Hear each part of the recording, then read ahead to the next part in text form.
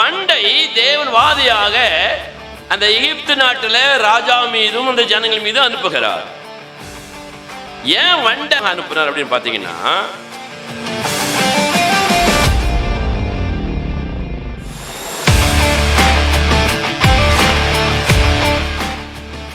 இந்த வண்டை அந்த எகிப்திய ஜனங்கள் மரித்து போன மூதாதையர்கள் வண்டு வடிவத்தில் உயிரோடு இருக்கிறார்கள் என்று நம்பினார்கள்.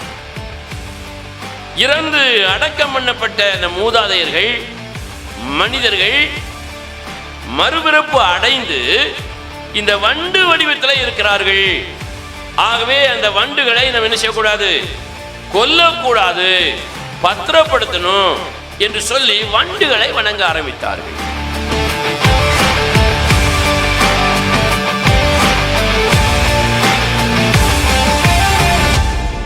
அதனால செத்து போன நம்ம அப்பா தான் வண்டா வந்திருக்காரு அப்படின்னு நினைப்பாங்களாம். நம்ம அம்மா தான் வண்டா வந்திருக்கா, சந்தேகமே இல்லை. இவா செத்து போனதான் நினைச்சா என் பொண்டாட்டி மறுபடியும் வண்டா வந்துட்டாளா அப்படின்னு சில நினைப்பான். இந்த புருஷன் செத்து போயிட்டானே, இவனால தொந்தரவு முடிஞ்சு நினைச்சா வண்டா வந்துட்டானா அப்படின்னு சில நினைச்சிருப்பான். அப்ப மொத்தத்துல பாருங்கள், மரித்தவர்கள் உயிரோடு இருக்கிறார்கள், அவர்கள் மறுபிறப்பு அடைந்து விட்டார்கள், அது இந்த வண்டு வடிவத்தில் வருகிறார்கள் சொல்லி அவர்கள் நம்புகிறார்கள்.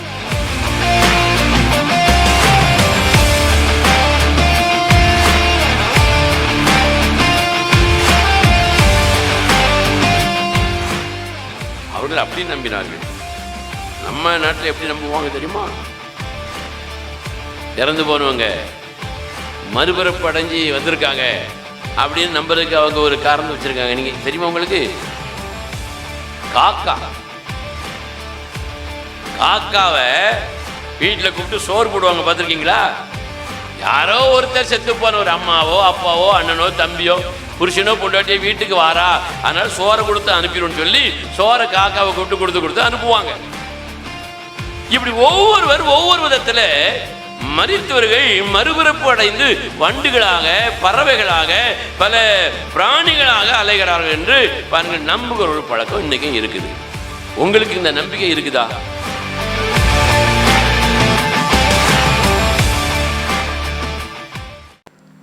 ஹல்லேலூயா, ஹல்லேலூயா.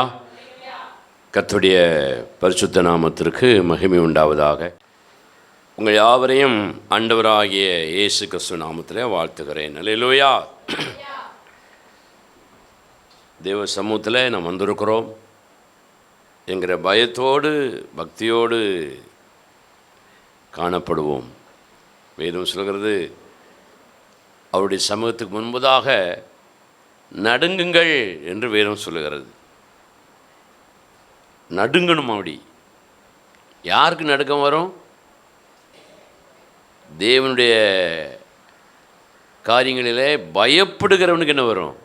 நடுக்கம் வரும். துணிகரம் உள்ளவர்களுக்கு என்ன செய்யாது? நடுக்கமே வராது. நம்முடைய வாழ்க்கையில் நம்ம ரொம்ப கவனமாக கடைபிடிக்க வேண்டிய ஒரு காரியம். பெரியவர்களாக இருந்தாலும் சிறியவர்களாக இருந்தாலும் கர்த்தருக்கு முன்பதாக நடுங்குங்கள், பயத்தோடு கழிகூறுங்கள் என்று வேதம் சொல்லுகிறது. அல்லேலூயா. ஆட்டம் பாட்டம் ஓட்டம் எல்லாம் இருந்தாலும் தெய்வ பயத்தோடு நாம் அதை செயல்படுத்தும் பொழுது மட்டுமே நமக்கு என்ன இருக்கும்? ஆசீர்வாதங்கள் வரும் என்று வேதம் சொல்லுகிறது. கர்த்தருடைய பரிசுத்த நாமத்திற்கு மகிமை உண்டாவதாக. யாத்திராகமத்தின் புஸ்தகத்தில் தேவ ஜனங்கள் அடிமையாக இருந்ததாகவும், பார்வோன் என்கிற ராஜா தேவ ஜனங்களை அடிமைப்படுத்தி வைத்திருந்ததாகவும், தேவன் அவர்களை விடுவித்து தம்மை ஆராதிப்பதற்கு விருப்பம் கொண்டதாகவும், அதற்காக மோசே என்கிற ஒரு மனிதனை அழைத்து தெரிந்தெடுத்து தம்முடைய ஊழியத்தில் அவர் பயன்படுத்தினதாகவும் வேதம் சொல்லுகிறது. அடிமையாக இருந்த தேவ ஜனங்களை மோசே என்கிற தேவ மனிதன் தேவனை ஆராதிப்பதற்காக அடிமைப்பட்டிருந்த பார்வோனுடைய கையிலிருந்து அழைத்து கொண்டு வருவதற்கு சென்ற பொழுது, அந்த பார்வோன் ராஜா தேவ ஜனங்களை தேவனை ஆராதிப்பதற்கு விடாதபடி என்ன செய்தான்? தடை செய்தான் என்று வேதம் சொல்லுகிறது. நம்முடைய வாழ்க்கையில் தேவனை ஆராதிப்பதற்கு தடை செய்கிற ஒரு தேவ ஜனங்களாக நாம் இருந்தால், நாமே நமக்கு தடையாகவோ நாம் மற்றவர்களுக்கு தடையாகவோ இருந்தால் அது தேவன் பிரியப்படாத ஒரு காரியம், தேவன் கோபம் படுகிற ஒரு காரியம். பார்வோன் தேவ ஜனங்களை தடை பண்ணினான். அதனால் என்ன வந்தது? வாதைகள் வந்தது என்று வேதம் சொல்லுகிறது. ஏன் வாதைகள் வந்தது? ஒரு ராஜா தேவ ஜனங்களை தேவனை ஆராதிப்பதற்கு தடையாக இருந்ததுனால அவன் மேலையும் அந்த தேசத்து ஜனங்கள் மேலையும் வாதைகள் வந்தது. வாதை என்றால் வேதனைகள், வலிகள், தாங்க முடியாத துயரங்கள், துன்பங்கள், சந்தோஷமில்லாத ஒரு வாழ்க்கை, தொடர்ந்து நம்மை வேதனைப்படுத்துகிற அந்த காரியங்கள் என்று வேதம் சொல்லுகிறது. இதில் நாம் அறிந்து கொள்ள வேண்டிய ஒரு சத்தியம் என்ன தெரியுமா? நாம் பிறருக்கு இடரலாக தடையாக என்ன செய்யக்கூடாது? இருக்கவே கூடாதுங்க. நமக்கு நாமே தடையாகவும் இருக்கக்கூடாது. ரெண்டு விதமான கிறிஸ்தவருடைய கூட்டத்தை நம்ம இன்னைக்கு பார்க்க முடியும், எல்லா சபைகளிலும் பார்க்குறோம். ஒன்று, அவர்கள் பிறருக்கு தடையாக இருப்பார்கள், இல்லாவிட்டால் தங்களுக்கு தாங்களே தடையாக இருப்பார்கள். உதாரணமாக நான் நிறைய சபைகளிலே பார்த்திருக்கிறேன், கணவன் மனைவிக்கு இடரலாக இருப்பான். சபைக்குள்ளே நான் பார்த்துருக்கிறேன். சில மனைவிமார்கள் கணவனுக்கு இடரலாகவே இருப்பார்கள். அதே போல சில தகப்பன் தாய் பிள்ளைகளுக்கு இடரலாக இருப்பார்கள். சிறு பிள்ளைகள் பெற்றோருக்கு இடரலாக இருப்பார்கள். சில ஊழியக்காரர்கள் விசுவாசிகளுக்கு இடரலாக இருப்பார்கள். விசுவாசிகள் ஊழியக்காரங்களுக்கு இடரலாக இருப்பார்கள். இப்படி தேவனை ஆராதிக்கும் பொழுது, தேவனை ஆராதனை செய்யும் பொழுது அந்த காரியங்களிலே இடரலாக தடையாக இருக்கிற அநேகரை நாம் பார்க்கிறோம். அப்படி நம்ம இருக்கும் பொழுது தேவன் அவர்கள் மீது கோபம் கொண்டு வாதைகளை ஒன்றன் பின் ஒன்றாக அனுப்புவார், வியாதிகளை ஒன்றன் பின் ஒன்றாக அனுப்புவார், சாபங்களை ஒன்றன் பின் ஒன்றாக அனுப்புவார் என்று கடந்த 2 வாரங்களுக்கு முன்பதாக அந்த தொடர் செய்தியை நிறுத்தியிருக்கிறோம்.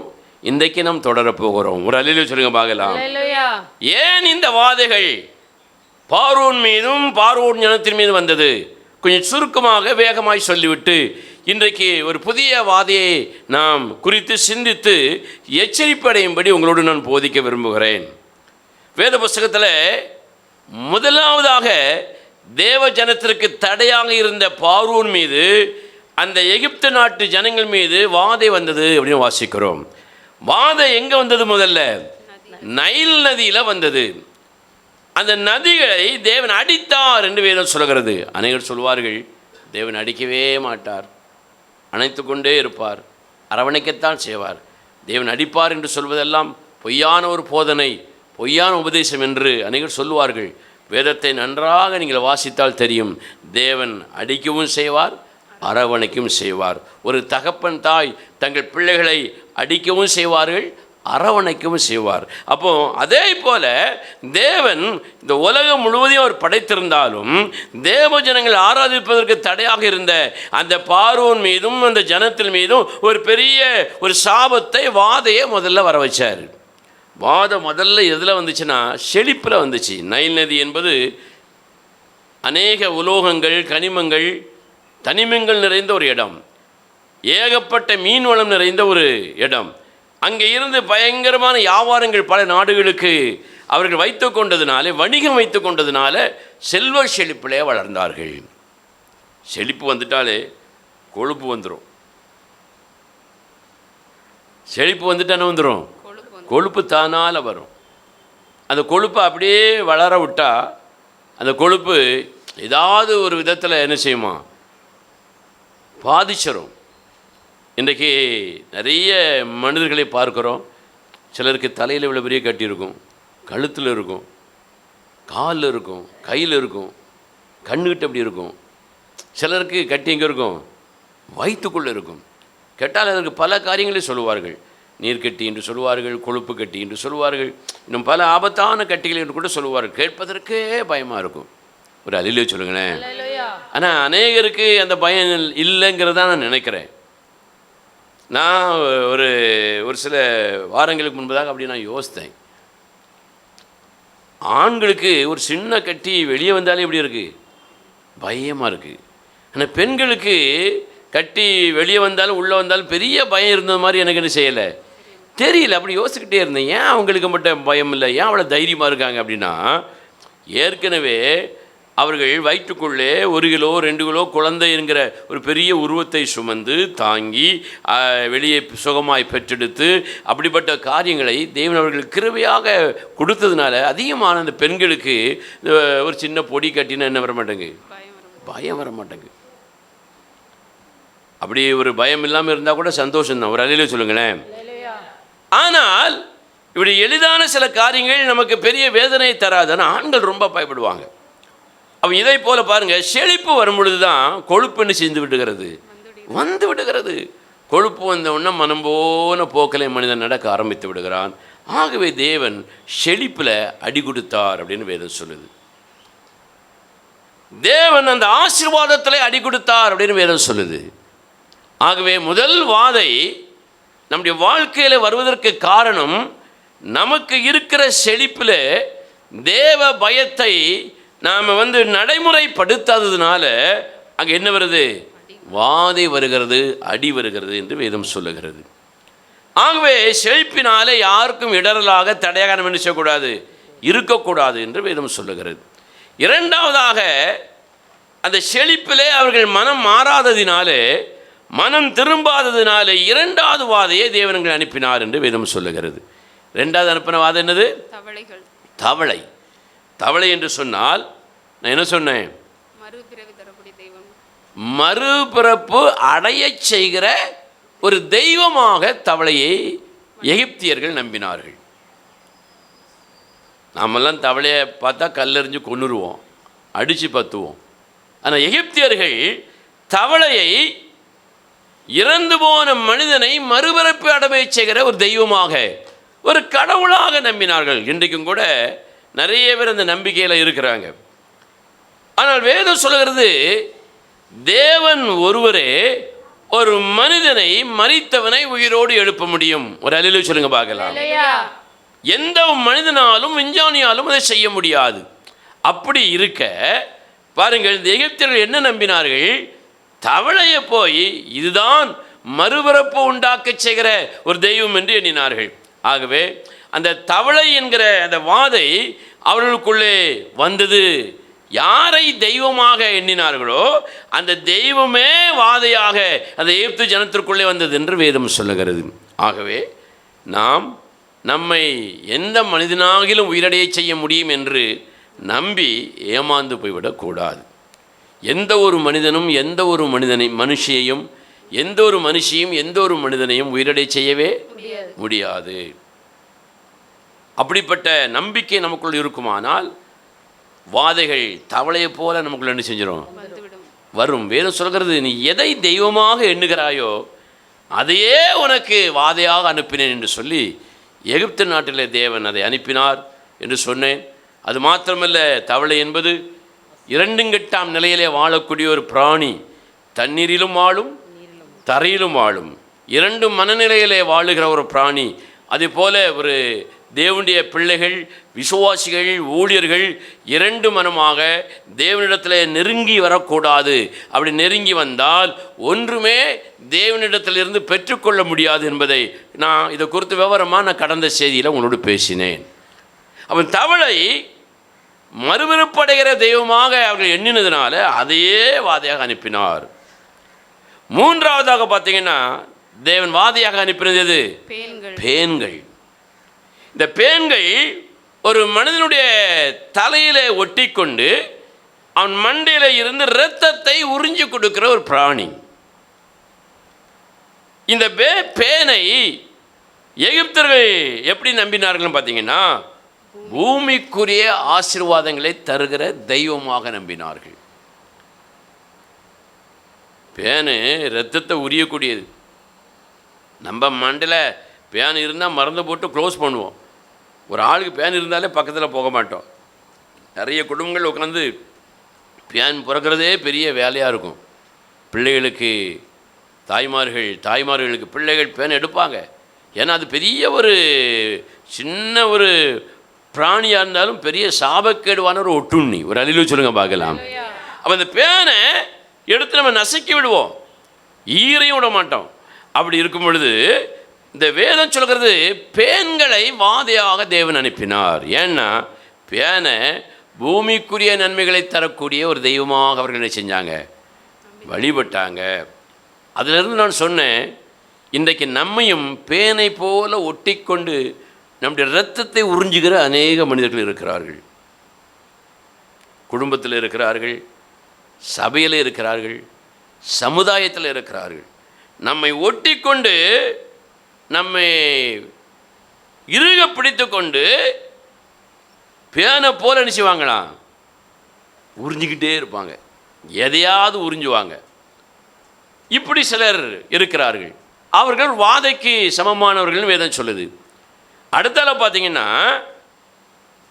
நம்மை ஒட்டி கொண்டு உரிகிறவர்கள் ஒரு பக்கம் இருக்கு, நாம சிலரை ஒட்டி கொண்டு உறிஞ்சு கொண்டே இருப்போம். எதையாகிலும் பெற வேண்டும் என்பதற்காக சிலரை ஒட்டி பற்றி பிடித்து கொண்டு இரத்தத்தை உறிஞ்சுகிற அட்டையை போல, இந்த பேனை போல உறிஞ்சிக்கிட்டே இருப்போம். சிலர் கணவனை உறிஞ்சு கொண்டே இருப்பாங்க, மனைவியை உரிவாங்க, தகப்பந்தாயை உரிவாங்க, பிள்ளைகளை உரிவாங்க, சபையில் உள்ள விசுவாசிகளை தேவனுடைய ஊழியக்காரங்களை உரிவாங்க. யாரையாகிலும் உரிந்து கொண்டே இருக்க வேண்டும், இரத்தத்தை உறிஞ்சு குடிக்கணும். இப்படி ரெண்டுங்கெட்டா நிலையில் இருக்கிற பாருங்கள் மனிதர்கள் இந்த பேனை போன்றவர்கள். பிறருடைய இரத்தத்தை உறிஞ்சுவதாக இருந்தாலும் சரி, பிறர் நம்மை இரத்தத்தை உறிஞ்சுவதற்கு அவர்கள் இடம் கொடுத்தாலும் சரி, அது மொத்தத்தில் வாதை தான். ஒன்று நம்மக்கிட்ட வாதம் இருக்கும், இல்லை நாம வாதியாக சிலர்கிட்ட இருப்போம். ஆகவே நம்ம யாருடைய இரத்தத்தையும் உறிஞ்சவோ, யாரும் நம்மை தொடர்ந்து உறிஞ்சு கொள்வதற்கு என்ன செய்யக்கூடாது, அனுமதிக்கவே கூடாது. அது ஒரு வாதை. ஏன் உரிகிறோம்? பூமிக்குரிய நன்மைகள் அங்கே இருக்கிறதுனால இந்த பேன தெய்வமாக வழிபட்டார்கள். அதுபோல் பூமிக்குரிய நன்மைக்காக சில மனிதர்களை சில ஒட்டி பிடித்து கொண்டிருப்பார்கள், ஒட்டுணி மாதிரி. அப்படி நம்ம நினைச்சக்கூடாது, இருக்கவே கூடாது. அது ஒரு வாதை, ஒரு சாபம் என்று வேதம் சொல்லுகிறது. இன்றைக்கு நான்காவது ஒரு சாபத்தை நாம் புதிதாக சிந்திக்கலாம் என்று நினைக்கிறேன். எடுத்தவங்க வாசிங்க பார்க்கலாம். திருப்பிக் கொள்வோம். யாத்ராமத்தின் புஸ்தகம் 8வது அதிகாரம் 20வது வசனத்திலிருந்து வாசிக்க பார்க்கலாம். அப்பொழுது கர்த்தர் மோசேயை நோக்கி நாளை அதிகாலமே நீ எழுந்து போய் பார்வோன் நதிக்கு புறப்பட்டு வரும்பொழுது அவனுக்கு முன்பதாக நின்று எனக்கு ஆராதனை செய்யும்படி என் ஜனங்களை போக விடு என்று சொல்றார். 3 வாதம் வந்தாச்சு. 3 வாதம் வந்த பிறகும் பார்வோன்ட்டு போய் சொல்லு, பார்வோனே தேவஜனங்களை ஆராதிக்க என்ன செய், விற்று தடை செய்யாத, இடைஞ்சலா இருக்காத அப்படின்னு சொல்லுன்னு ஆண்டவர் சொல்றாரு. அவன் போய் சொல்லுகிறான், பார்வோனே தேவஜனங்களை ஆராதிப்பதற்கு தடையாக என்ன செய்யாத, இருக்காத, விட்டுருப்பா அப்படின்னு சொல்ற போது தொடர்ந்து வாசிங்க. யாத்திராகமம் 8ஆம் அதிகாரம் 21ஆம் வசனத்தை வாசிங்க. என் ஜனங்களை போக விடாயாகில் நான் உன்மீதும் உன் ஊழியக்காரர்கள் மீதும் உன் ஜனங்கள் மேலும் உன் வீடுகள் மேலும் பலவித வண்டுகளை பலவிதமான வண்டுகளை அனுப்புவேன். எகிப்தியர் வீடுகளும் அவர்கள் இருக்கிற தேசமும் அந்த வண்டுகளாலே நிறையும். 4வது வாதம் என்னது? வண்டு. பார்த்துருக்கீங்களா? பார்த்துருக்கோங்க. ஒரு அதிலே சொல்லுங்களேன். ஏகப்பட்ட வண்டு இருக்குங்க இந்த உலகத்தில். 4000-5000 வண்டுக்கு மேலே இருக்கான். நம்ம ஒரு 4-5 வண்டை பார்த்துருப்போம். இந்த வண்டை தேவன் வாதியாக அந்த எகிப்து நாட்டில் ராஜா மீதும் அந்த ஜனங்கள் மீதும் அனுப்புகிறார். ஏன் வண்டை ராஜாவாக அனுப்புகிறார் அப்படின்னு பார்த்தீங்கன்னா, இந்த வண்டை அந்த எகிப்திய ஜனங்கள் மரித்து போன மூதாதையர்கள் வண்டு வடிவத்தில் உயிரோடு இருக்கிறார்கள் என்று நம்பினார்களாம். இறந்து அடக்கம் பண்ணப்பட்ட அந்த மூதாதையர்கள் மனிதர்கள் மறுபிறப்பு அடைந்து இந்த வண்டு வடிவத்தில் இருக்கிறார்கள். ஆகவே அந்த வண்டுகளை நம்ம என்ன செய்யக்கூடாது, கொல்லக்கூடாது, பத்திரப்படுத்தணும் என்று சொல்லி வண்டுகளை வணங்க ஆரம்பித்தார்கள். எப்படி இந்த வண்டுகள் மறுபிறப்பு அடைந்த ஒரு முற்பிறவியாக அவர்கள் கண்டு கொண்டதுக்கு காரணம், நீங்கள் ஒரு 4000 வருஷத்துக்கு முன்பதாக நீ பார்த்தீங்கன்னா மரித்து போனவர்களை பிரமிடு அப்படிங்கிற ஒரு சிஸ்டம், ஒரு வகை மூலமாக அடக்கம் பண்ணி அவங்கள வந்து இப்போ பத்திரமாக வச்சுருப்பாங்களாம். அப்படி இறந்து போன அந்த மனிதர்களுடைய அந்த பிணத்துக்கு பெயர் தான் மம்மி. என்ன பேர்? சத்தமாக சொல்லுங்க, மம்மி. இன்னைக்கு மம்மிங்கிற பேரை வச்சுக்கிட்டு மம்மி மம்மி மம்மின்னு நம்ம சொல்கிறோம். மம்மின்னா பேயின்னு அர்த்தம். நீங்கள் அந்த வரலாறு எடுத்து பாருங்கள், உங்களுக்கு தெரியும். அதனால் மம்மின்னு கூப்பிட்டுட்டு இருக்கவங்க கொஞ்சம் மாற்றி அம்மான்னு கூப்பிட பழகிங்க. ஒரு அழில் சொல்லுங்க பார்க்கலாம். ஏன் வரமாட்டேக்கு? மம்மின்னா பேய், செத்து போன ஒரு ஆவின்னு அர்த்தம். அப்போ இவங்க என்ன செய்கிறாங்க, செத்து போனவங்கள அந்த பிணங்கள் கெட்டு போகாமல் இருப்பதற்கு பதம் பண்ணுகிறார்கள். இன்றைக்கு எம்பாமிங் அப்படின்னு சொல்லுவாங்க. என்னது எம்பாமிங்? அதாவது கெட்டுப்போன பிண பாதுகாப்பு. பிணம் கெட்டு போகாமல் இருப்பதற்கான பாதுகாக்க வேண்டிய ஒரு மருத்துவ முறை தான் எம்பாமிங்னு சொல்லுவாங்க. இதை 4000 வருஷத்துக்கு முன்பதாகவே எகிப்து நாட்டில் கண்டுபிடிச்சி அவங்க என்ன செய்வாங்களாம், அந்த இறந்து போனவங்களை பாருங்கள், சில மருந்துகளை தடவி, உடம்பு முழுவதும் மருந்துகளை தடவி, அதற்கு மேலே ஒரு ஈரமான துணியில் மருந்துகளை நல்லா ஊற்றி அந்த துணியை அந்த இறந்து போன மனிதர்கள் உடலில் சுற்றி அப்படியே அடக்கம் பண்ணிடுவாங்களாம். எத்தனை வருஷம் ஆனாலும் என்ன செய்யாது, கெட்டு போகாது. இதில் வந்து ஏழைகளுக்கு துணியும் சாதாரண கை மருந்தும், ராஜாக்களுக்கு என்ன செய்வாங்களாம், தங்கத்தாலே அவங்கள அப்படி உருட்டி வைப்பாங்களாம். தங்க தகடாலே சுற்றி வச்சு மருந்தை போட்டு அப்படி வச்சுருவாங்களாம்.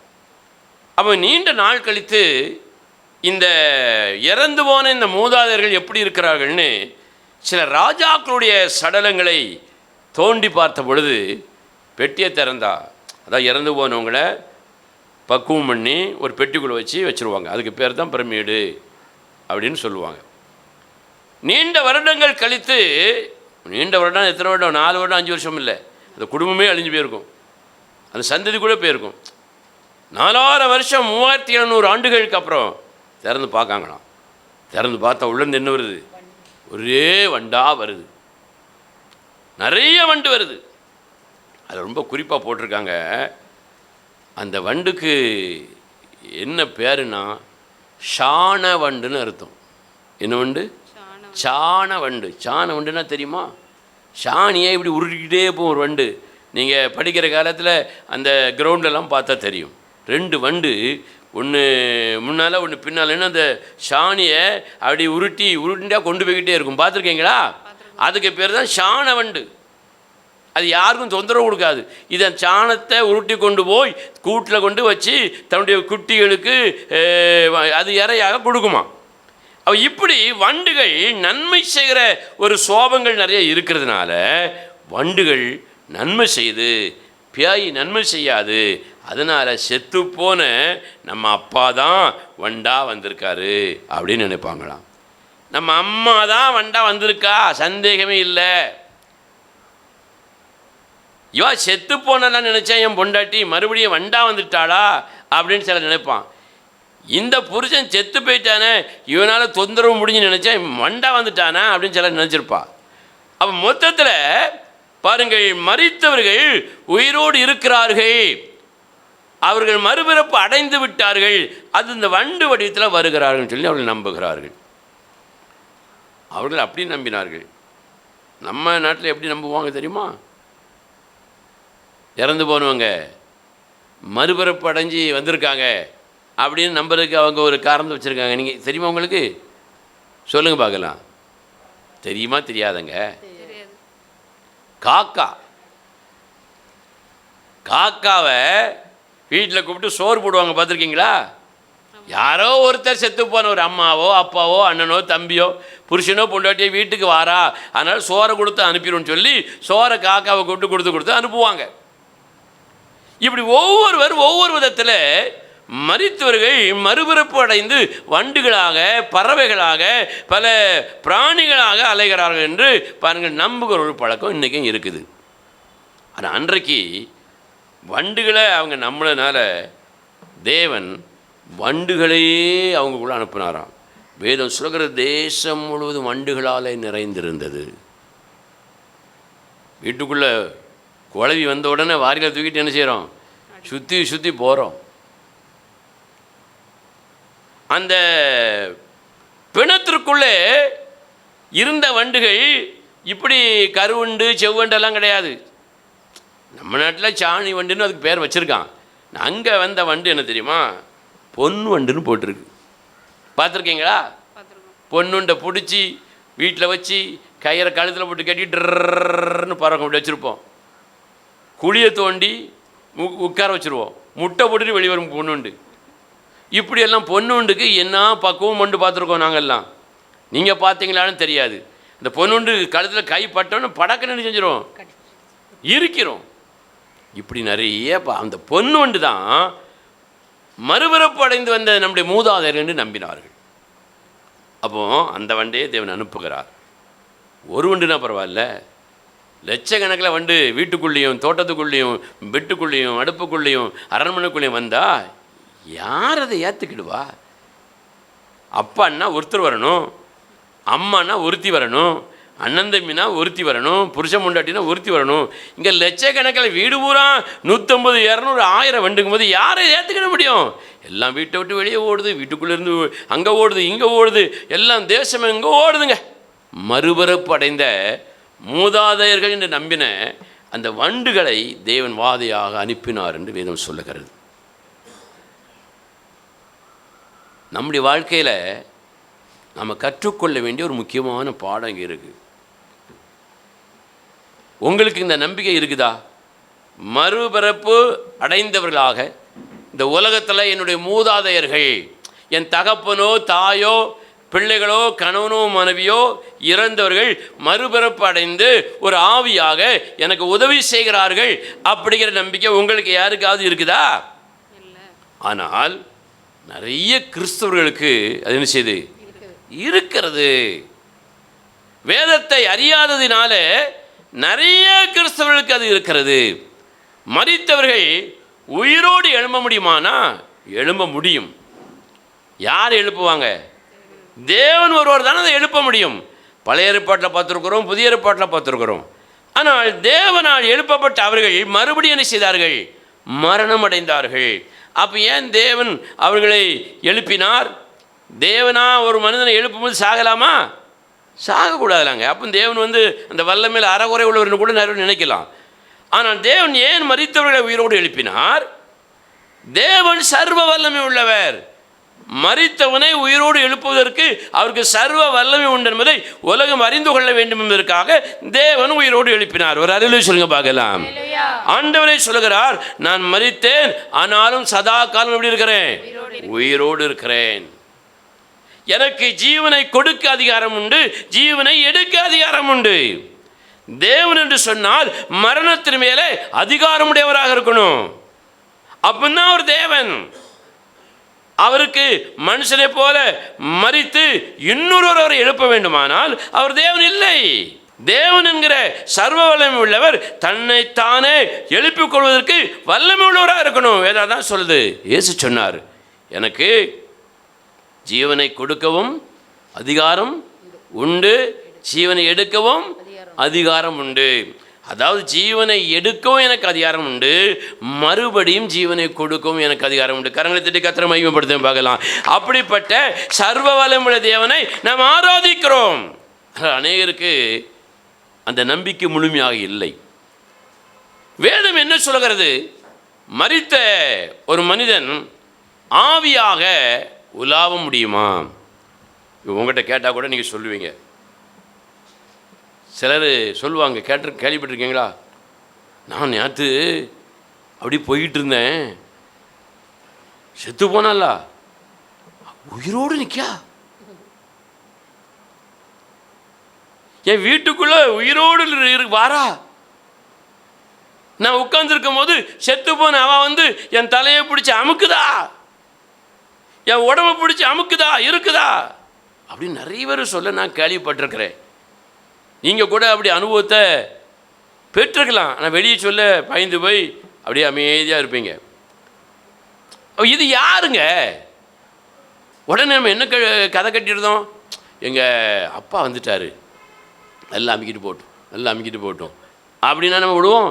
சத்தம் போடணும்னு சத்தம் போட நினைச்ச முடியாதுங்க. 12 மணி ஆன உடனே நாயெல்லாம் கொலைக்கு தெருவில் லொல்லுன்னு நாயெல்லாம் கொலைக்கு. மணியை பார்த்தா மணி எத்தனை? 12. உடனே என்ன சொல்கிறோம், ஏதோ அசுத்த ஆவி பேய் நம்ம வீட்டை கிராஸ் பண்ணுது அல்லது நம்ம தெருவை கிராஸ் பண்ணுது, அதனால தான் நாயெல்லாம் என்ன செய்யுது, கொலைக்கு. அதில் இன்னும் சில ஆள் நாய் கொலைக்காதுங்க, நாய் ஊழ போடும். கொலைச்சா கூட கல்லுன்னு நம்பலாங்க, ஊழ போட்டால் அது கண்டிப்பானது பேய் தாங்க, அதில் மாற்றமே கிடையாது. அப்படியா? இன்னும் சிலர் நாய்க்கண்ணுக்கு மாத்திரம்தான் அது தெரியும். கதையெல்லாம் எப்படி கட்டி விடுதாங்க பாருங்க, நாய்க்கண்ணுக்கு மாத்திரம்தான் தெரியும். அவன் நாய்க்கண்ணுக்கு மாத்திரம்தான் பேய் தெரியுது. நான் முதல்ல ஓங்கண்ணுக்கு தெரியணும்ல, ஓங்கண்ணுக்கு தெரிஞ்சால் தானே நாய்க்கண்ணுக்கு தெரியுதுன்னு சொல்ல முடியும். கற்பனைகளே நிறைய காரியங்களை நாம் பேசி கெடுத்து விடுகிறோம்.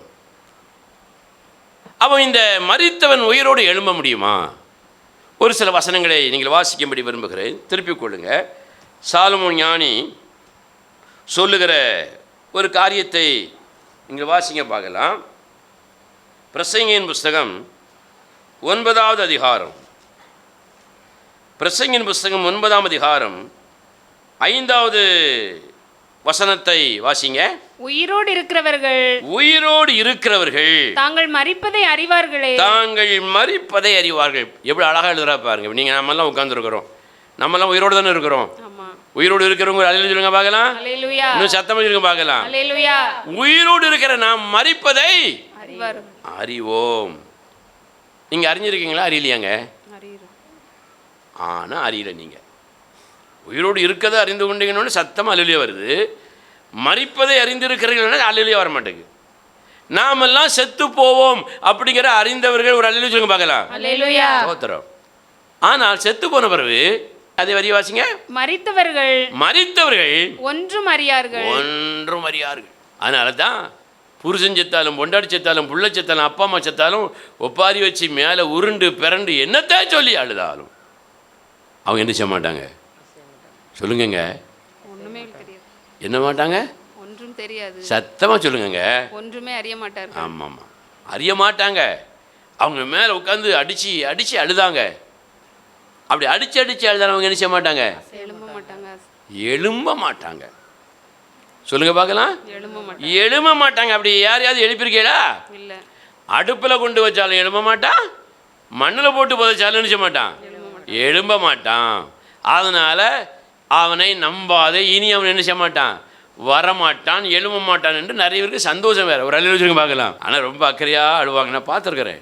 நான் எனக்கு தெரிஞ்ச சில நபர்கள் இளம் வயதிலே மரணம் அடையும் பொழுது, ஐயோ இந்த மனைவி என்ன செய்வா பாவம், சின்ன வயசுலே இறந்து போயிட்டானே அப்படின்னு நான் ரொம்ப பரிதாபப்படுவேன். சே இந்த மனைவி இறந்து போனால, ஐயோ இந்த புருஷங்காரன் என்ன பண்ணுவான், பிள்ளைகள் வேறு இருக்கே சே அப்படின்னு ரொம்ப நான் அளவுக்கு மீறி அதான் யோசிப்பேன். அடக்கம் பண்ணிட்டு ஒரு வாரம் தான் ஆகணும், அவ்வளோ உற்சாகமாக இருக்கும் குடும்பம். ஏன்னு தெரியல. அடுத்த மாதம் கல்யாணம் வேறு. ஒரு அல்லேலூயா சொல்லுங்க பார்க்கலாம். அடுத்த மாதம் கல்யாணம். புருஷன் செத்தாச்சு, மனைவி செத்தாச்சு, 2வது கல்யாணம் நடக்கு, ஜாம் நடக்கு. சரி, அது அவங்களுடைய மனநிலை வச்சுக்கிடுவோம். இப்படி கவலை இல்லாமல் இருக்கிற ஒரு கூட்டம் இருக்குது. ஒரு புருஷன் செத்து போன பிறகு, மனைவி செத்து போன பிறகு இன்னொரு திருமணம் பண்ணலான்னு வேதமே சொல்லுது. நான் அதுக்கு எதிரானவன் அல்ல. ஆனாலும் பாருங்கள், இறந்து போன 10 நாளில் பச்சை உடம்பு பச்சை மண்ணும்பாங்க, அந்த 10 நாள்லேயே எங்கே பெரிய உற்சாகமாயிருதே, அதுதான் என்னால் புரிய முடியல. அவன் பாருங்க, மரித்தவர்கள் ஒன்றுமே அறிய மாட்டார்கள். கூத்துனாலும் தெரியாது, ஐயா பேட்டி ஐயா நான் நீ என்னையா செய்வேன், என்ன சொல்லி அழுதாலும் தெரியாது. அழுது புரண்டாலும் என்ன செய்யாது, எழும்ப மாட்டார் அவர். அப்போ இப்படிப்பட்ட வேதம் அந்த வசனத்தை தொடர்ந்து வாசிங்க. உயிரோடு இருக்கிறவர்கள் தாங்கள் மரிப்பதை அறிவார்களே, மரித்தவர்கள் ஒன்றும் அறியார்கள். இனி அவர்களுக்கு ஒரு பலனும் இல்லை. ஒரு பலனும் கிடையாது. அவர்களுக்கும் பலன் கிடையாது, அவர்களால் நமக்கும் பலன் கிடையாது. ஏன்னா உயிரோடு இருக்கும் பொழுது ஒரு கணவன் மனைவிக்கு செய்ய வேண்டிய கடமை என்ன செய்யலை. ஒரு மனைவி கணவனுக்கு செய்ய வேண்டிய கடமை செய்யலை. ஒரு தகப்பன் தாய் பிள்ளைகளுக்கு செய்ய வேண்டிய கடமை செய்யலை. பிள்ளைகள் தாய் தகப்பனுக்கு செய்ய வேண்டிய கடமை செய்யலை. ஒரு மாமியார் மருமகளுக்கு செய்ய வேண்டிய கடமை செய்யலை. ஒரு மருமகா மாமியாருக்கு செய்ய வேண்டிய கடமையை செய்யலை. இப்படி சொல்லிக்கொண்டே போகலாம். இந்த எகிப்தியர்கள் நம்பினது போல மரித்தவர்கள் வண்டு வடிவத்திலேயோ காக்கா வடிவத்திலேயோ இல்லைங்க, மனுஷ ரூபத்திலே வந்துட்டாங்கன்னு வச்சுக்கிடுவோம். நீங்கள் சொல்கிற மாதிரி நான் ரோட்டில் அவனை பார்த்தேன், செத்து போனவனே, அந்த கல்லற தோட்டத்தில் உட்காந்துருக்கான் நான் பார்த்தேன் அப்படின்னு நீங்களாம் சொல்லுவீங்க பார்த்தீங்களா? அல்லது நிறைய பேர் சொல்ல கேள்விப்பட்டிருப்பீங்க. நான் முந்தி ஒரு பத்திரிக்கையில் வாசித்தேன், ஒரு ஜோக். ஒருத்தன் அப்படி நடந்து போயிட்டே இருந்திருக்கான் ரோட்டில், நடுராத்திரி. ரோட்டில் இந்த பாலம்லாம் சைடில் கட்டி வச்சுருப்பாங்களே, பார்த்துருக்கீங்களா? சின்ன சின்ன பாலங்கள்லாம் இப்போ தான் பெரிய பாலமாக இருக்குது. சின்ன சின்ன பாலங்கள் இருக்கும். யாராவது வந்தால் உட்காந்துட்டு போட்டுமேனு. சில மிந்திலாம் பெரிய பைக்கெலாம் கிடையாதா, சைக்கிளில் நடதான். ஆட்கள் வியாபாரத்துக்கு போயிட்டு அங்கே போயிட்டு நடந்து போயிட்டுருப்பாங்க. அவங்க ஒருத்தர் வந்துட்டு இருக்கும்போது அந்த பாலம் மாதிரி இருக்க அதில் ஒருத்தர் உட்காந்துருக்காரு. உட்காந்து இப்படியே நகல் போட்டு உட்காந்துருக்கிறார். இவரும் அவர்கிட்ட போய் பேச போயிருக்காரு. என்ன நினச்சி எப்படி இருக்கீங்க, இங்கே ஒத்தையில் உட்காந்துற மாதிரி இருக்குது அப்படின்னு சொல்லி பேசிகிட்டே இருக்கார். நீங்கள் ஏன் இதில் உட்காந்துருக்கீங்க, வாங்க போவோம் அப்படின்னு கேட்டதுக்கு அந்த பாலத்தில் உட்காந்து சொன்னாராம், எவ்வளோ நேரம் தான் உள்ளே இருக்கிறது. அப்போ இவர் நினச்சிக்கிட்டார் பிறகு வீட்டுக்குள்ளேருந்து வெளியே வந்திருக்காருன்னு. சரி வாங்க போவோம். நான் எவ்வளோ நேரம் தான் ஏன் உள்ளே இருக்குது, ஒரே புழுக்கமாக இருக்க உள்ளே இருந்தேன், அதான் வெளியே வந்து உட்காந்துருக்கேன்னாராம். அப்போ தான் இவருக்கு தெரிஞ்சது, எழும்பி உட்காந்துருக்கவர் யார், பேனா வந்து உட்காந்துருக்கேன்னு. இப்படி நிறைய கதையெல்லாம் சொல்லுவாங்க. வண்டி ஓட்டும் போது பின்னாலே நடந்து வரும், சுண்ணாம்பை வச்சு அந்த ஷாட்டில் வச்சு கொடுத்துடணும், இப்படி சொல்லுவாங்க. இன்னொன்று சொல்லட்டா, என் வாழ்க்கையில் நடந்ததுன்னு சொல்கிறேன் பாருங்கள். நான் சொல்கிறது உண்மை. ஒரு தடவை ஒரு இடத்துக்கு போய் பணம் வாங்கிட்டு வரதுக்காக போகிறேன். போயிட்டு வரும்போது நேரம் ஆயிடுச்சு. வந்துக்கிட்டு இருக்கேன், சைக்கிளில் வந்துட்டுருக்கேன். அப்போ பாருங்கள், ஒரு ரோட்டில் நான் வந்துட்டுருக்கேன். ரோட்டில் வந்துட்டு இருக்கும்போது தூரத்தில் வெள்ளை சேலை கட்டிட்டு ஒரு ஆள் போகுது இடது பக்கத்தில். நான் கண்ணால் கண்டதுங்க. நீங்கள் நம்புவீங்களோ நம்பலையோ, நான் தேவனுடைய சமூகத்தில்னு சொல்கிறேன். சேலை கட்டிட்டு போகுது. நான் அப்போ தான் ரட்சிக்கப்பட்ட புதுசு. நான் பார்த்த உடனே அந்த இடத்துல நிறைய ஆட்கள் நடமாடுகிற ஒரு இடம். ஆனால் நான் போகிற டைமில் ஆட்கள் நடமாடுவதற்கு வாய்ப்பு இல்லை. ரொம்ப தெளிவாக சொன்னால் நீங்கள் புரிஞ்சுக்கிடுவீங்க, அது பெரிய குழப்பத்தை உங்களுக்கு கொண்டு வந்துடும். அதனால தான் நான் அப்படியே புரிகிற மாதிரி கொஞ்சம் நான் சொல்லிகிட்ருக்கேன். நடந்து வந்துட்டுருக்கேன். இங்கே இருந்து இப்படியே நடந்து சைக்கிளில் வரேன். அந்த ஆள் வீடு முன்னால் நடந்து போகுது. அப்போ இப்படியே உடனே நான் பார்க்குறேன், வெள்ளைச்சேலை, பொண்ணு தான், ஆம்பளை இல்லை, வெள்ளைச்சேலை. அவன் ஏதோ ஒரு நர்ஸு போலுக்கு, ராத்திரி வேலை பார்த்துட்டு வீட்டுக்கு போகிறா போலுக்கு, அல்லது ஆஃபீஸுக்கு ஆஸ்பத்திரிக்கு போகிறான்னு நினச்சிட்டு நான் வந்துக்கிட்டே இருக்கேன். இப்படியே சைக்கிளில் வரேன். அவள் இவ்வளோ டிஸ்டன்ஸில் போகிறா. ஆனால் எவான்னு பார்த்துடணும், விட முகத்தை பார்த்துடணுன்ட்டு நானும் சைக்கிளை வேகமாக அழுத்துறேன். அந்த நாள்லாம் ரட்சிக்கப்பட்ட பொழுது நிறைய ஜபத்தில் தேவன் கிருபையாய் பேய்கள் எல்லாம் விரட்டினால பேயினா எனக்கு என்ன இல்லை, பயமே இல்லைங்க. அதனால் முகத்தை பார்த்துருவோம். அந்த நேரத்தில் ஒரு அசட்டு துணிச்சல். ஆனால் அதுக்கு முன்னால் உள்ள ரட்சிக்கப்படாத நேரத்துக்கு முன்னால் உள்ள செல்வகுமாரன்னா வெள்ளையை பார்த்தோன்னே சுருண்டு சைக்கிளோட பொத்தம் நினச்சிருப்பேன். கீழே விழுந்திருப்பேன். இது ரட்சிக்கப்பட்டனால தைரியமாக போகிறேன்.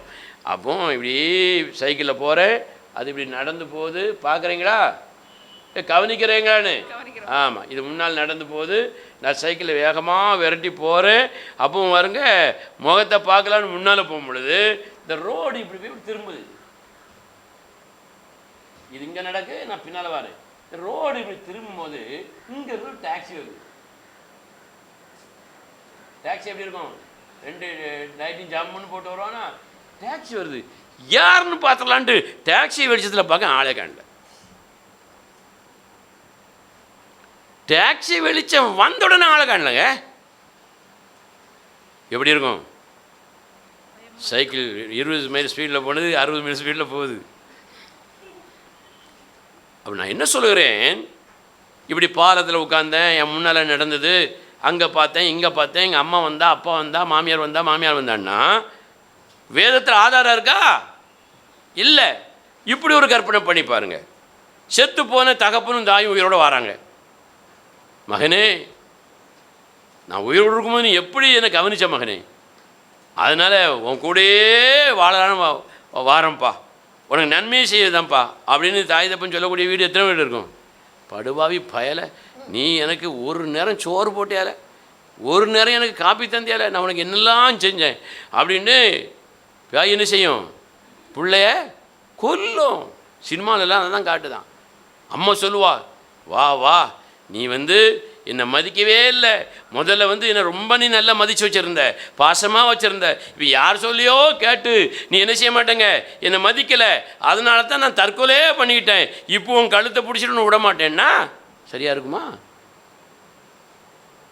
மாமியார் வெளியே வந்துட்டேன்னா நேரம் எங்கே தான் போவா, மருமகிட்ட தான் போவா. மருமக இளவயத்தில் இறந்து போனா எழுப்பின நேரம் எங்கே தான் போவா, மாமியார்கிட்ட தாங்க போவா. யார் மூலமாக யாருக்கு பாதிப்பு உண்டாச்சு அங்கே தான் போவாங்க. அதனால தான் ஆண்டவர் ஒருத்தரையுமே எழுப்பாமல் செஞ்சுருக்காரு, அமுக்கி வச்சிருக்காரு. ஒரு எழுதி சொல்லுங்க பார்க்கலாம். இப்போ அடுத்த கேள்வி, அப்போ யார் தானே எழும்பி வர்றது? என்னுடைய மனைவி உருவத்தில், என் அப்பா உருவத்தில், என் நண்பர்கள் உருவத்தில் இப்படி எழும்பி வருகிறது யாரு? ஆட்கள் உருவத்தில் எழும்பி வருகிறது யாரு அப்படின்னு பார்த்தீங்கன்னா அசுத்தாவி மனிதர்களை ஏமாற்றுவதற்கு எந்த உருவையும் அது எடுத்து இந்த பூமியில் ஜனங்கள் முன்னால் என்ன செய்கிறது, தோன்றுகிறது. இப்படி தோன்றுகிறதுனால என்ன நடக்கு தெரியுமா, தேவன் மேலே இருக்கிற நம்பிக்கையை விட்டு அந்த வேதத்தை அறியாத ஜனங்கள் அப்படியே சாத்தான் மீது நம்பிக்கை செஞ்சிருவாங்க, கொண்டு வந்துடுவாங்க. இது பேய் தான், சாத்தான் தான். மரித்து போன என் அம்மாவோ அப்பாவோ இல்லை, என் கணவனோ மனைவியோ இல்லை, எனக்கு தெரிந்த உறவுகள் இல்லை, நண்பர்கள் இல்லை. அவன் தற்கொலை பண்ணி செத்தாலும் சரி தான், கொலை பண்ணப்பட்டு செத்தாலும் சரி தான், எளிய வயதில் செத்தாலும் சரி தான், இளம் வயதில் செத்தாலும் மரித்தவர்கள் ஒரு காலம் எழும்பவே முடியாது என்பதை இதுவரை அறியாதவர்கள் இன்றைக்கு அறிந்து கொள்ளுங்கள். எத்தனை பேருக்கு புரிந்து கரங்களை தட்டி எத்தனை மகிமைப்படுத்த பார்க்கலாம். அப்போ இந்த உருவங்கள் வடிவிலே வருவதெல்லாம் இறந்து போனவர்கள் அல்ல, அசுத்தாவி வருகிறார் என்பதை புரிந்து கொள்ளுங்கள். அப்படித்தான் வண்டு மூலமாக ஆரம்பிச்சது. ஆகவேத்தான் அந்த வண்டை தெய்வமாக அந்த எகிப்து நாட்டு ஜனங்கள் வணங்கினார்கள். தேவன் அதை வாதையாக அனுப்பினார். யோசித்து பாருங்க. ரொம்ப கவனமாக நம்ம ஆவிக்குரிய வாழ்க்கையை சரிபடுத்தி கொள்ள வேண்டும். இல்லாவிட்டால் வேதம் சொல்லுகிறது தேவனுடைய நன்மைகளை என்ன செஞ்சிருவோம், இழந்துருவோம். அப்போ உண்மையில் இன்றைக்கி நிறைய கிறிஸ்தவர்கள் கூட செத்து போனவர்கள் உயிரோடு எழும்பி ஆவியால் ஆந்துகிறார்கள் அப்படின்னு சொல்கிறாங்க. அது எதை வச்சு சொல்கிறாங்கன்னா, வேதத்தில் ஒரு பகுதி இருக்குது, அந்த பகுதியை தவறாக அறிந்து கொண்டதுனாலே சொல்லுகிறார்கள். அந்த வேத பகுதியை நான் உங்களுக்கு கொஞ்சம் சொல்லி நான் ஜெபிக்கலான்னு நினைக்கிறேன். இந்த வேத பகுதிக்கு நேராக வேத புஸ்தகத்தை திருப்பிக் கொள்வோம். 1 சாமுவேல் தீர்க்கதரிசன புஸ்தகம் 28ஆம் அதிகாரம் 5வது வசனத்திலிருந்து நம்ம தொடர்ந்து வாசிக்க போகிறோம். பக்கத்தை திருப்பி வைத்துக் கொள்ளுங்கள். 1 சாமுவேல் 28ஆம் அதிகாரம் 5ஆம் வசனத்தை ஒரு வாசிக்க பார்க்கலாம். சவுல் பெலிஸ்தரின் பாளையத்தை கண்டபோது பயந்தான். சவுல் பெலிஸ்தரின் பாளையத்தை கண்ட பொழுது பயந்தான். அவன் இருதயம் மிகவும் தத்தளித்துக் கொண்டிருந்தது. அல்லேலூயா. சவுல் யாரு? ஒரு பெரிய ராஜா, தேவனால தெரிந்து கொள்ளப்பட்ட இஸ்ரவேலிலே முதல் ராஜா. ஒரு அல்லேலூயா சொல்லுங்க பார்க்கலாம். வளர்த்தியான ஒரு ராஜா. இப்ப அந்த ராஜாவோட இருதயம் எப்படி இருக்கு? தத்தளிக்கிறது, பதட்டம் அடைகிறது, பயம் அடைகிறது, எதையோ நினைச்சு கலங்குது. ஒரு ராஜாவுக்கே கலக்கம் என்ன செய்யுது? வருது. என்ன செய்யுதுன்னு தெரியல. எதிரிகளை கண்டு பயப்படுகிறான். நீங்க நிறைய குடும்பங்கள்ல குடும்பத்துக்குள்ளே ஒருத்தர் கண்டு என்ன செய்வாங்க? பயப்படுகிற ஒரு சூழ்நிலை. புருஷனை கண்டு மனைவி, மனைவியை கண்டு புருஷன், தகப்பன் தாயை கண்டு பிள்ளைகள், பிள்ளைகள் கண்டு பெற்றோர்கள், அண்ணனை கண்டு தம்பி, தம்பி கண்டு அண்ணன், அக்கா கண்டு தங்கச்சி, தங்கச்சி கண்டு அக்கா, சபைக்குள்ள விசுவாசி கண்டு ஊழியக்காரன், ஊழியக்காரன் கண்டு விசுவாசி. பயப்படுது, பதட்டம் அடைகிறது. சவுல் ரொம்ப பதட்டம் அடைஞ்சான். எதிரியை பார்த்து சண்டைக்கு வந்துட்டான்னா நம்மளால் என்ன செய்ய முடியாது? வெற்றி கொள்ள முடியாது, எதிர்த்து போராட முடியாதுன்னு ஒரு பயம் அவனுக்குள்ளே இருந்தது. அதனால் கடவுள்கிட்ட போய் ஜெபம் பண்ணுறான். ஆண்டவரே, இந்த பிரச்சனை என்ன செய்யும்? தீர்த்துரும் ஆண்டவரே. இந்த பிரச்சனைக்கு என்னதான் வழி? இந்த மாதிரி சோதனைகளுக்கு எனக்கு என்னதான் பாதை, மாற்றுப்பாதை? நீங்கள் கூட யோசிச்சிருக்கலாம். இப்போ நான் ஒரு பெரிய சிக்கல் இருக்கேன்ப்பா. இந்த சிக்கலுக்கு காரணம் இந்த ஆள் வச்சுக்கிடுங்க. நான் எப்படி இந்த எதிர்கிட்டேருந்து நான் வெளியே வரேன்? இந்த போராட்டமான அந்த மனுஷங்கிட்ட இருந்து நான் எப்படி வெளியே வரேன்? எனக்கு ஒரு வழி சொல்லுங்கப்பா. கடவுளே ஒரு வழியை தாரோம்ப்பா, ஒரு வழியை தார் ஆண்டவரே. ஒரு வழியும் இல்லாவிட்டால் ஒன்று அந்த ஆள் எடுத்துக்கிடும், இல்லைன்னா என்ன எடுத்துக்கிடும். ஒரு அல்லேலூயா சொல்லுங்களேன். எனக்கு இவங்களோடு என்ன செய்ய முடியாது? போராட முடியாது, வாழ முடியாது. சரியான வார்த்தை. அவங்க தான் கரெக்டாக சொல்கிறாங்க, பரவாயில்ல. அதனால் அவங்க வேணால் உயிரோடு என்ன செய்யட்டும்? இருக்கட்டும். நான் 5000 வருஷம் இருந்துட்டு வரட்டு, நான் சீக்கிரமே வந்துடுறேன் கடவுளே, என்னை எடுத்துக்கணும். இப்படி ஜெபம் பண்ணக்கூடிய நிறைய மனிதர்களை பார்க்குறோம். அப்போ தத்தளிக்கும் பொழுது இப்படிப்பட்ட எண்ணங்கள்லாம் வருது. அப்போ இவன் சவுல் ராஜா தத்தளிக்கும் பொழுது எங்கே போகிறான்னா ஜெபம் பண்ண போகிறான். நீங்கள் போவீங்களா, போக மாட்டீங்களா? எங்கள் வீட்டில் எங்கள் குடும்பத்தில் பிரச்சனை வரும் பொழுது நான் அதுக்காக ஜெபம் பண்ணுவேன் அப்படின்னு சொல்லக்கூடிய ஒரு அல்லேலூயா சொல்லுங்களேன். நிறைய பேர் ஜெபம் பண்ணலைன்னு நினைக்கிறேன். ஆனால் சவுல் ஜெபம் பண்ண போகிறான். ஆண்டவரே, எனக்கு ஒரு வழியை உண்டாக்கித்தார், எனக்கு ஒரு பாதையை காணியும். கடவுள் என்ன செய்யலை? பேசவே இல்லைங்க. அவன்கிட்ட பேசவே இல்லை, மூச்சு விடலை. நிறைய பேர் கடவுளுடைய சத்தத்தை கேட்காததினாலும் தேவனை கண்ணார காணாததினாலும் கடவுள் இல்லை என்கிற ஒரு தப்பான முடிவுக்கு வந்து விடுகிறார்கள். அல்லது கடவுள் இருக்கிறார் என்கிற ஒரு அவிசுவாசமான எண்ணத்தோடு இருக்கிறார் என்கிற அவிசுவாசம், இல்லை என்கிற விசுவாசம் உள்ள இருக்குது. இருக்கிறார் என்பது அவிசுவாசமாக இருக்குது நிறைய இடத்துல. அப்படியே கிறிஸ்தவ வாழ்க்கை ஓடிக்கிட்டே போவாங்க. இங்கே சவுல் ராஜாவிட்ட தேவன் பேசுகிறேன்னு சொன்ன உடனே யோசித்து பார்க்குறான், வழி இல்லை. அடுத்தால எங்கே போகணும்? கடவுள்கிட்ட பதில் இல்லை, ஆலோசனை சொல்ல மந்திரியும் இல்லை, ஒருத்தரும் சொல்ல முடியாது. அப்போ அடுத்தால எங்கே தான் போகணும்? சத்தமாக சொல்லுங்களேன்.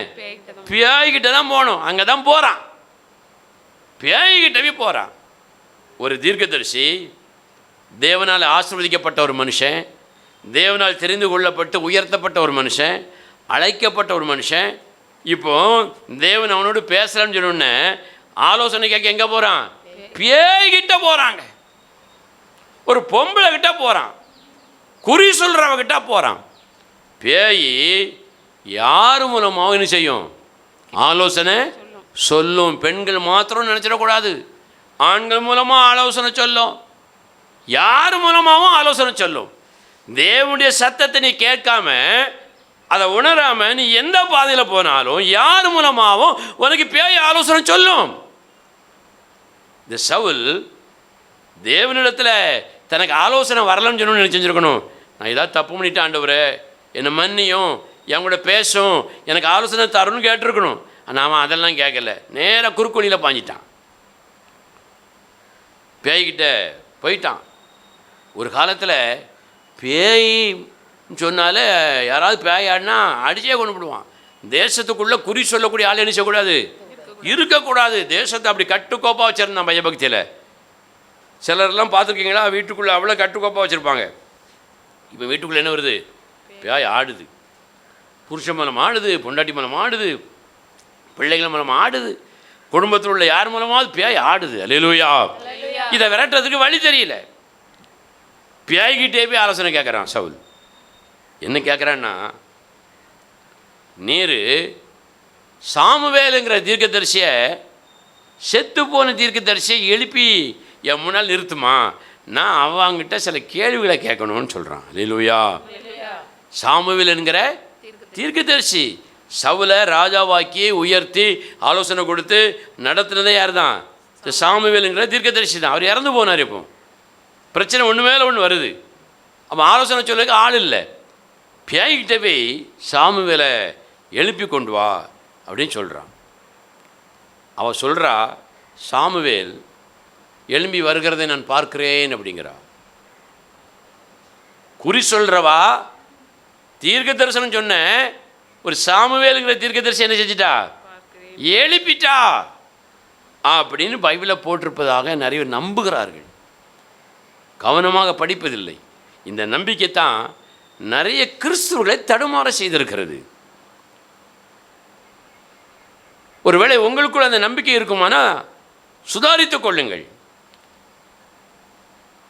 முதல்ல ஒரு அசுத்த ஆவி மரித்த ஒருவனை எழுப்ப முடியுமா? எழுப்ப முடியும்னு சொல்லக்கூடிய ஒரு அளவில் சொல்லுங்க பார்க்கலாம். வெரி குட், பரவாயில்ல. அல்லேலூயா. எழுப்ப முடியாது. ஒரு பேய், ஒரு அசுத்த ஆவி மரித்து போன எவனையும் எழுப்ப முடியாது என்றால் வேதம் சொல்கிறது, மரணம் எல்லாருக்கும் ஒரே ஒரு தடவை என்ன செய்யப்பட்டிருக்கிறது, நியமிக்கப்பட்டிருக்கிறது. அதுக்கப்புறம் தேவன் நியாய தீர்ப்பு அடைவதற்காக எழுப்புவார். இதுவரை எந்த மனுஷனையுமே யாரும் உயிரோடு எழுப்பினதாக சரித்திர சான்று கிடையாது. 4000 வருஷம் பத்திரப்படுத்தி வைத்திருக்கலாம். அதுதான் அந்த மம்மி பிரமிடுன்னு சொல்கிறது. யாரும் இதை எழுப்பினது கிடையாது. ஒருவேளை அப்படி எழுப்ப முடியும் என்று நீங்கள் நம்பினால், சில கட்டுக்கதைகளையும் சில போலியான சான்றுகளையும் வைத்து பியாயும் இப்படி எழுப்ப முடியும் நம்பினா நீங்கள் என்ன செஞ்சிருவீங்க, ஏமாற்றப்பட்டு போவீர்கள், வழி தடுமாறி போய் விடுவீர்கள் என்பதை இந்த வசனத்திலிருந்து புரிந்து கொள்ள வேண்டும். யோசிப்பாருங்க. பார்வோன் தேசத்து ஜனங்கள் அப்படி ஒரு மூட நம்பிக்கை வச்சுருந்தாங்க. இன்றைக்கு கிறிஸ்தவர்களும் இந்த வசனத்தை சரியாக அறியாததினால மூட நம்பிக்கையை வச்சிருக்கிறாங்க. செத்துப்போன ஒரு மனிதனை தேவனை தவிர என்ன செய்ய முடியாது, யாரும் எழுப்பவே முடியாது. அல்லேலூயா. அவர் ஒருவரே எழுப்ப முடியும் என்று வேதம் தெளிவாக சொல்லுகிறது. உறுதியாக நம்பணும். தேவன் ஒருவர் தான் மரித்தவரோடு எழுப்ப முடியும். மரித்தவர்கள் பலவிதமான வேடங்களிலே உருவங்களிலே அலைந்தாலும் அது உண்மையிலே மரித்து போனவர்கள் அல்ல, அவர்களால் ஒரு பலனும் கிடையாது என்று வேதம் சொல்லுகிறது. அது அசுத்த ஆவிகளுடைய கிரியைகள் என்பதை தெளிவாக அறிந்து கொள்ள வேண்டும். என் சொப்பனத்தில் எங்கள் அம்மா வந்தாலும் சரிதான், எங்கள் செத்து போன எங்கள் அப்பா வந்தாலும் சரிதான், யார் வந்தாலும் அது அசுத்த ஆவிகளுடைய கிரியை என்பதை தெளிவாக அறிந்து கொள்ளுங்கள். எங்கள் அப்பா எங்கள் சொப்பனத்தில் வந்தார், எங்கள் அம்மா என் சொப்பனத்தில் வந்தா, என் மாமா வந்தார், மாமியா வந்தான்னா அவங்க வர முடியாது. இந்த வேதவசனத்தின் அடிப்படையில் யாருமே வர முடியாது. ஆகவே இந்த நல்ல தெளிவாக ஒன்றை புரிந்து கொள்ளுங்கள். செத்து போனவன் உயிரோடு நடமாடுகிறவனாகவோ சொப்பனத்தின் உள்ளே நடமாடுகிறவனாக இருந்தால் வேதத்தின் அடிப்படையில் என்ன செய்யக்கூடாது, நம்பவே கூடாது. நம்பினால் நீங்கள் ஏமாற்றப்படுகிறீர்கள், ஏமாந்து போவீர்கள். இந்த உலகத்தில் எங்கேயாவது செத்தவனை ஒருத்தன் உயிரோடு எழுப்பிட்டான். அன்றைக்கு ஒரு நற்செய்தி கூட்டத்தில் செய்தி கொடுப்பதற்காக ஒரு வருகிறார். கீழே போட்டிருக்கு 100க்கும் அதிகமான பேரை உயிரோடு எழுப்பினவர்னு. எவ்வளவு மடப்பைக்க நம்ம நாட்டில் இருந்தால் இப்படி கீழே போடுவான். கூட்டத்துக்கு போகணும்னு நினச்சவனும் நான் சில கூட்டத்துக்கு போகலை. ஏன்னா ஒருவனை கூட ஒருவன் மறுத்தவன் உயிரோடு செய்ய முடியாது, எழுப்ப முடியாது.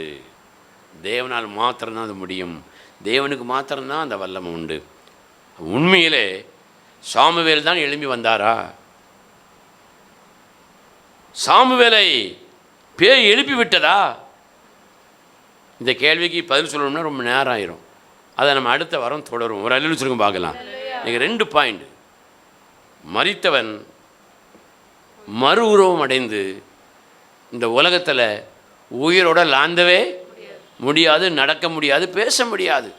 நிறைய பேர் மரித்தவர்களை எழுப்புகிறேன் என்று சொல்லி அதுக்கு ஒரு பூஜ்யம் வச்சு அதுக்கு ஒரு கொண்டாட்டத்தை வச்சு குறி கேட்குறாங்க.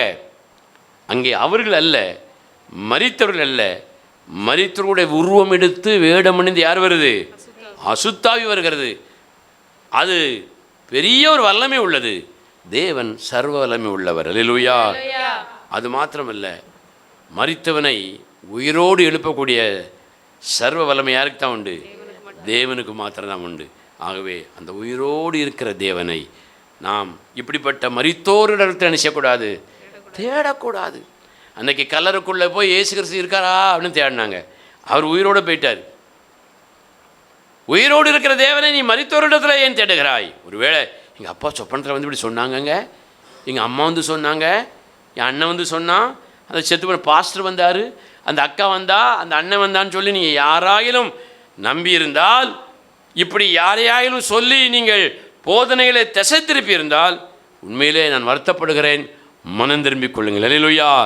தேவன் இந்த வார்த்தைகள் மூலமாக யாரோடு பேசி கொண்டிருக்கிறார் என்பது உண்மையான ஒரு சத்தியம். அது தேவனும் அறிவேன், நானும் அறிவேன், கேட்கிறேன், நீங்களும் அறிவீர்கள். அல்லேலூயா சொல்லுங்க பார்க்கலாம். ஆகவே உயிரோடு இருக்கிற தேவனை மரித்தோரிடத்திலோ செத்துப்போன மனிதனிடத்திலோ நம்ம தேடவும் கூடாது. செத்துப்போனவர்கள் எழும்பி நிற்கிறார்கள் என்று நம்பவும் கூடாது. ஆகவே ஆண்டவரே, நீர் ஒருவரே உயிரோடு இருக்கிறவர். நீர் ஒருவர் தான் மரித்தவன் உயிரோடு எழுப்ப முடியும். மரித்தவர்கள் தங்களை தாங்களே எழுப்பிக் கொள்ள முடியாது. அசுத்தாவினுடைய ஒரு மாய்மாலமான ஒரு கிரியை அது. ஆண்டவரே, இன்றைக்கு நாங்கள் அறிந்திருக்கிறோம்.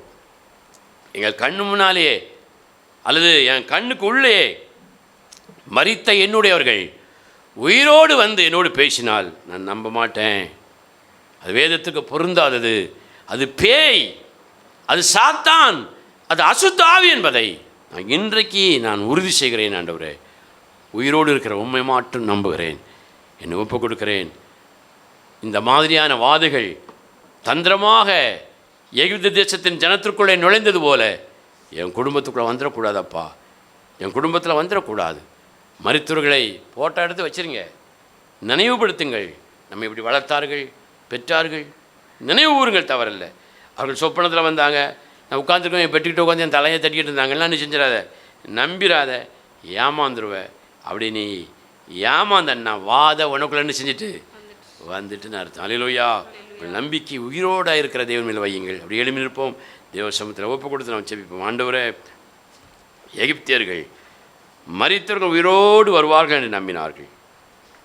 இன்றைக்கும் நிறைய மனிதர்களிடத்தில் மரித்த எங்களுடையவர்கள் உயிரோடு இருக்கிறார்கள், எழும்பி வருகிறார்கள் என்ற நம்பிக்கை எனக்கு இருக்கிறது, என் குடும்பத்தில் உள்ளவங்களுக்கு இருக்கிறது என்று நீங்கள் சொல்லலாம். பரிதாபமான ஒரு விஷயம், கிறிஸ்தவர்களுக்குள்ளே அது இருக்கிறது, ஆனால் வேதத்தில் அது இல்லை.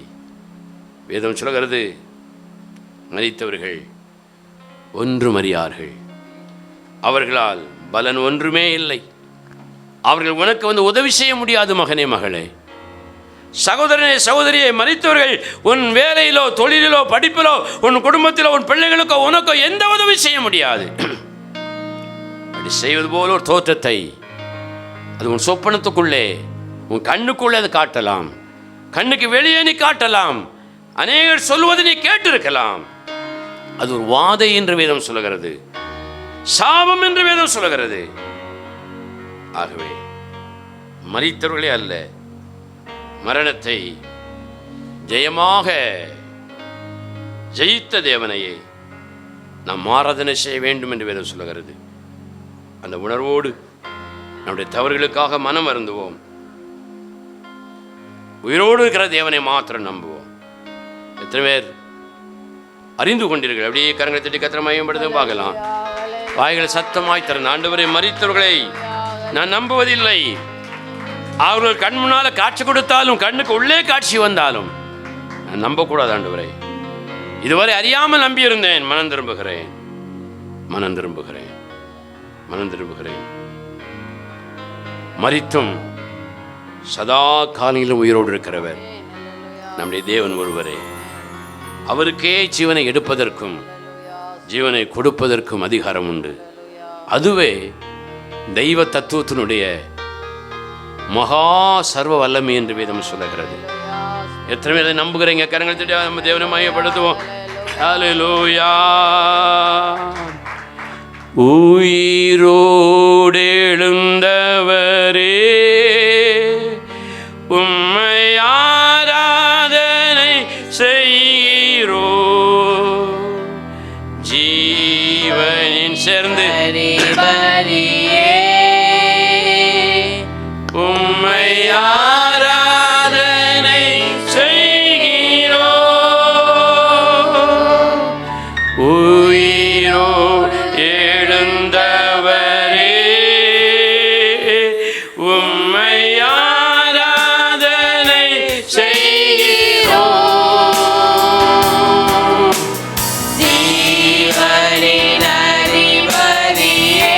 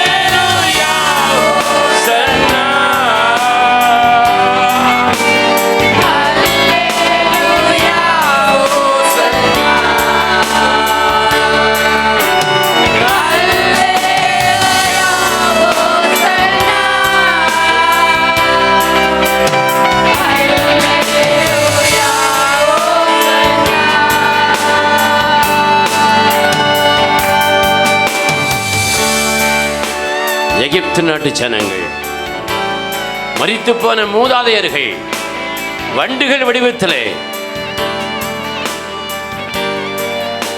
எங்களோடு வாழுகிறார்கள், எங்களை நடத்துகிறார்கள், எங்களை ஆசீர்வதிக்கிறார்கள், எங்களை பலப்படுத்துகிறார்கள் என்று மூடத்தனத்தை ஆணித்தரமாக நம்பினார்கள். இன்னைக்கு நம்முடைய தேசங்களிலும் மரித்து போன மூதாதையர்கள், என் தகப்பன், என் தாய், என்னுடைய கணவன், என்னுடைய பாட்டி, என்னுடைய தாத்தா, என்னுடைய மனைவி, என் இளம் வயது பிள்ளைகள் உயிரோடு மறுபிறவி எடுத்து எங்கள் மத்தியிலே வாழுகிறார்கள்.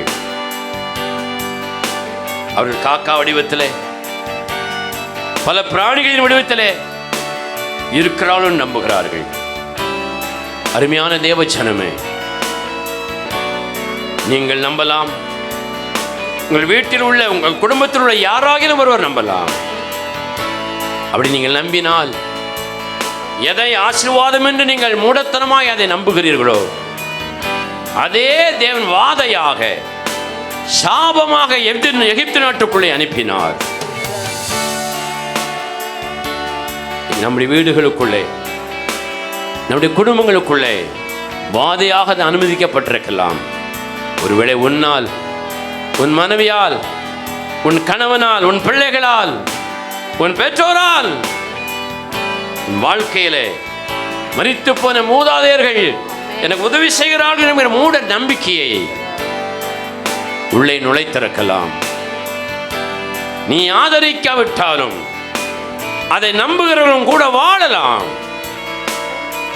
எப்படி இருந்தாலும் வாதை உன் வீட்டுக்குள்ளே உலாவுகிறது என்பதை நீ புரிந்து கொள். சமாதானம் இருக்காது, மகிழ்ச்சி இருக்காது, சந்தோஷம் இருக்காது, சண்டைகள் இருக்கும், வாதைகள் இருக்கும், பிரிவினைகள் இருக்கும், சமாதானம் இருக்காது. மனம் திரும்புங்கள். தேவன் ஒருவரே உயிரோடு எழுப்புகிறவர். மரித்தவர்கள் தன்னைத்தானே யாரையும் எழுப்பிக் கொள்ள முடியாது. இந்த சிந்தனையை சாத்தான், பிசாசானவன் தனக்கு சாதகமாக பயன்படுத்தி உனக்குள்ளே, உன் வீட்டிற்குள்ளே, உன் குடும்பத்திற்குள்ளே கண்ணியை விரித்திருக்கிறான். மகனே, மகளே, மனம் திரும்பி வெளியே வந்துரு. மனம் திரும்பி வெளியே வந்துவிடு. தேவனுடைய ஊழியக்காரனாக, உங்கள் அன்பு சகோதரனாக தயவாய் நான் உங்களை கேட்டுக்கொள்கிறேன். மூட நம்பிக்கை விட்டு வெளியே வா. உன் குடும்பத்தில் விழுற வெளியே நீ கொண்டு வா சகோதரா. சிக்கிக்கொள்ளாது, சிக்கிக்கொள்ளாது. நீ வெளியே வந்து விட்டால் வேதம் சொல்லுகிறது, உயிரோடு இருக்கிற தேவனே தேவன், கர்த்தராகிய இயேசுவே மெய்யான தேவனை நம்பினார். தேவன் சொல்லுகிறார், வாதை உன் கூடாரத்தை அணுகாது, பொல்லாப்பு உனக்கு நேரிடாது என்று கர்த்தர் சொல்லுகிறார். நீ இன்றைக்கு நான் ஒருவரே உயிரோடு எழுப்ப முடியும் என்று நம்பினார். மரித்தேன், சதா காலங்களிலும் உயிரோடு இருக்கிற நான் ஒருவனை நம்பினார். வாதை உன் வீட்டுக்குள் வராது சகோதரனே, சகோதரியே, வாதை உன் வீட்டுக்குள்ளே வராது. பொல்லாப்பு உனக்கு நேரிடாது, பொல்லாப்பு உனக்கு நேரிடாது என்று கர்த்தர் சொல்லுகிறார். மெய்யாகவே தேவனோடு பேசியிருக்கிறார் என்று நம்புகிறவர்கள் கரங்களை தட்டி கர்த்தரை மையப்படுத்தலாம். ஹல்லேலூயா.